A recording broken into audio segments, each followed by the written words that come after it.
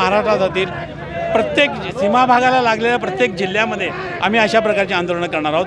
आज कोल्हापूर झालं, पुढच्या महिन्यामध्ये सांगली होईल, त्याच्यानंतर सातारा होईल, कराड होईल, पुन्हा होईल आणि 1 मेला आम्ही महाराष्ट्र दिना दिवशी मुंबईमध्ये हुतात्मा चौकामध्ये आंदोलन करणार आहोत।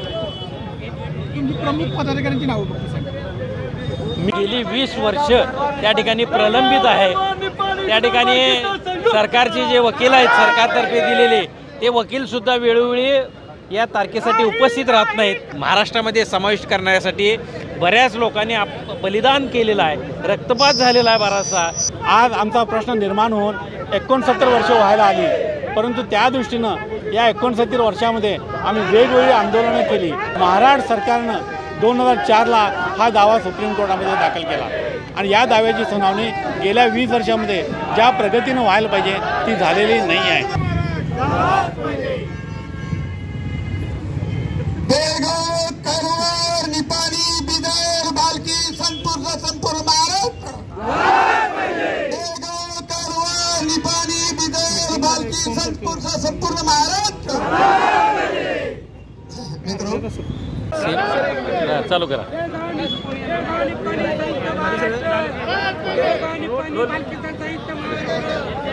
सीमा भागातील गावं महाराष्ट्रामध्ये समाविष्ट व्हावीत यासाठी खऱ्या अर्थानं त्या ठिकाणी सुप्रीम कोर्टामध्ये केस देखील दाखल केली गेली। ही केस गेली 20 वर्ष त्या ठिकाणी प्रलंबित आहे। त्या ठिकाणी सरकारचे जे वकील आहेत सरकारतर्फे दिलेले ते वकीलसुद्धा वेळोवेळी या तारखेसाठी उपस्थित राहत नाहीत। त्यांनी त्या ठिकाणी ती केस चांगल्या पद्धतीनं मांडली पाहिजे, स्ट्रॉंगपणे भूमिका मांडली पाहिजे आणि यासाठीच खऱ्या अर्थानं त्यांच्यावरती शासनाकडून दबाव आणला गेला पाहिजे। याकरताच आजचं हे आंदोलन आयोजित केलेलं आहे आणि हे आंदोलन आज करण्याचं कारणच हे आहे की 17 जानेवारी हा सीमा भागातील हुतात्मा दिन म्हणून पाळला जातो। या गावांना महाराष्ट्रामध्ये समाविष्ट करण्यासाठी बऱ्याच लोकांनी बलिदान केलेलं आहे, रक्तपात झालेला आहे बराचसा आणि अशावेळी ही गावं महाराष्ट्रात सामील झालीच पाहिजे। यासाठी कोल्हापुरातून याची सुरुवात होती आहे आणि मोठ्या प्रमाणात या आंदोलनाला भविष्यामध्ये धार येणार आहे। धन्यवाद। महाविकास आघाडी म्हणून तुम्ही काय पुढे कार्य करणार राज्यभर? नाही, याच्यामध्ये आज खऱ्या अर्थानं शासन दरबारीसुद्धा उद्याच्या येणाऱ्या अधिवेशनामध्ये आवाज उठवण्याची भूमिका असेल, त्या ठिकाणी शासनाकडे भूमिका मांडायची असेल ती भूमिका आपण अगदी खंबीरपणे मांडण्याचं काम या ठिकाणी करणार आहोत। यापुढची दिशा काय असेल नेमकी? मान्य जर मागण्या झाल्या नाही झाली तर हे आंदोलन आणखीन तीव्र केलं जाईल। या अगोदर सत्ता तशी म्हणा गेली तर या शिवसेना यामध्ये अग्रेसर होती सीमा भागाच्या बाबतीत म्हणा किंवा कोणत्याही, पण इतके वर्ष सत्ता असून किंवा सत्तावलट जे काही राजकारण झाले इतक्या वर्षांमध्ये, पण यामध्ये कुठेतरी राज्य सरकार कमी पडते जाणीवपूर्वक, असं तुम्हाला वाटतंय का? नाही, असं जर बघितलं तर आमच्या पक्षाच्या वतीनं वेळोवेळी चांगल्या पद्धतीनं त्या ठिकाणी कोर्टामध्ये भूमिका मांडण्याचं काम केले झालेलं आहे आणि त्याबाबत सरकार आपलं त्या कमी पडलेलं नाही, परंतु आजचं जे सरकार आहे ते अजिबात त्या ठिकाणी सहकार्य करायला तयार नाही।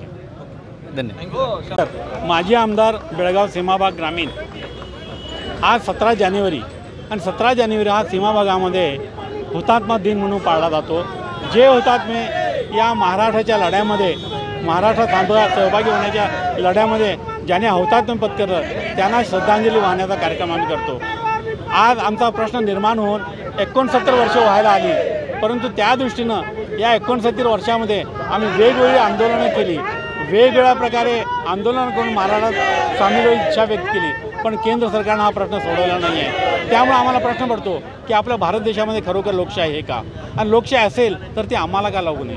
कारण या देशामध्ये स्वातंत्र्यानंतर कारभार योग्य प्रकारे चालावा याच्यासाठी भाषावर प्रांतरचना केली आणि त्या भाषावर प्रांतरचनेप्रमाणे आम्हाला महाराष्ट्राने सामील करणं हे गरजेचं होतं। कारण स्वातंत्र्यापूर्वी आम्ही मुंबई प्रांतात होतो, मराठी भाषिक होतो आणि आमची मराठी भाषा त्या ठिकाणी प्रत्येक प्रशासनामध्ये वापरली जायची, पण दुर्दैवानं आम्ही मराठी भाषिक असतानासुद्धा आम्हाला कर्नाटकात डांबण्यात आलं आणि तेव्हापासून आमच्यावर आंदोलन करण्याचा नशिबी आलेला आहे आणि त्या दृष्टीनं आंदोलन करूनसुद्धा आम्हाला यश न मिळाल्यामुळे महाराष्ट्र सरकारनं 2004ला हा दावा सुप्रीम कोर्टामध्ये दाखल केला आणि या दाव्याची सुनावणी गेल्या 20 वर्षामध्ये ज्या प्रगतीनं व्हायला पाहिजे ती झालेली नाही आहे आणि त्यामुळं महाराष्ट्र सरकारला दिल्लीतील सुप्रीम कोर्टाच्या वकिलांच्या पाठीमागे लागून लवकरात लवकर हा प्रश्न महाराष्ट्र सरकारनं सोडवून घ्यावा या दृष्टीनं जागरूक करण्यासाठी म्हणून आम्ही हा कोल्हापूरमध्ये धरणे कार्यक्रम आयोजित केलेला आहे आणि याच्या पुढं आम्ही सर्व लढे हे महाराष्ट्रात घ्यायचं ठरवलेलं आहे। याचं कारण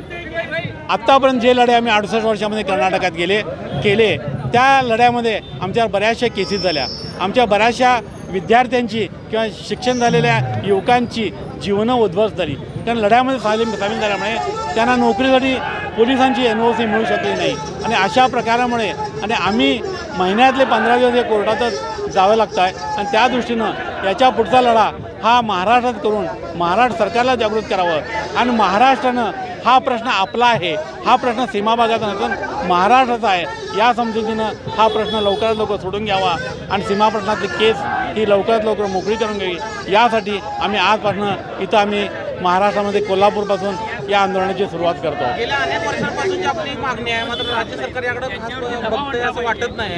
राज्य सरकारचं याकडे दुर्लक्ष होते असं वाटतं। दुर्लक्ष होतं असं वाटतंय म्हणून तर आम्ही महाराष्ट्रात आंदोलनाला आलो ना, कारण आज 20 वर्षामध्ये सुप्रीम कोर्टामध्ये ज्या प्रकारे सुनावणी व्हायला पाहिजे त्या प्रकारे सुनावणी झाली नाही। आमची मागणी आहे की ज्याप्रमाणे राम मंदिराचा प्रश्न हा स्वतंत्र खंडपीठ नेमून त्याच्यासमोर कंटिन्यू सुनावणी झाली, त्याप्रमाणे हा प्रश्न एखादी खंडपीठ नेमून कंटिन्यू सुनावणी व्हावी आणि लवकरात लवकर महाराष्ट्र सरकारनं सोडून घ्यावा। पण त्यासाठी महाराष्ट्र सरकारनं प्रयत्न गरजेचा आहे, ते प्रयत्न करावेत म्हणून याच्यासाठी आंदोलन आहे। पुढचे आंदोलन माजी आमदार मनोहर किनेकर, मध्यवर्ती महाराष्ट्र एकीकरण समितीचे सरचिटणीस श्रीमान मालोजी राष्ट्रेकर इथं आलेत, त्याचबरोबर खजिनदार प्रकाश मरगाळे इथं आलेत, त्याचबरोबर रमाकांत कोंडुस्कर, आर्यम चौगले, अमर येळूरकर ही महाराष्ट्रातील प्रत्येक सीमा भागाला लागलेल्या प्रत्येक जिल्ह्यामध्ये आम्ही अशा प्रकारचे आंदोलनं करणार आहोत। आज कोल्हापूर झालं, पुढच्या महिन्यामध्ये सांगली होईल, त्याच्यानंतर सातारा होईल, कराड होईल, पुन्हा होईल आणि 1 मेला आम्ही महाराष्ट्र दिनादिवशी मुंबईमध्ये हुतात्मा चौकामध्ये आंदोलन करणार आहोत। प्रमुख पदाधिकाऱ्यांची नावं अशाच नवनवीन अपडेट्ससाठी डिजिटल कोल्हापूर चॅनेलला सबस्क्राईब करायला विसरू नका। आमच्या फेसबुक, इन्स्टालाही नक्की फॉलो करा।